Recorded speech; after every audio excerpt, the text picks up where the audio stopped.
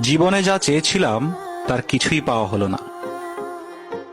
সময়ের স্রোতে ভেসে গিয়ে হারিয়ে ফেললাম অনেক কিছু।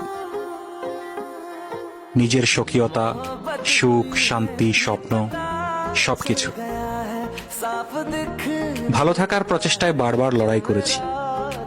দুনিয়ার সব প্রচেষ্টা ব্যর্থ হয়েছে একে একে।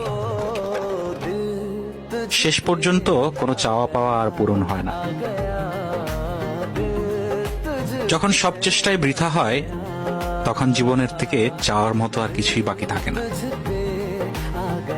এক সময় অনুভব হয় এই শূন্যতায় হয়তো চূড়ান্ত সত্য।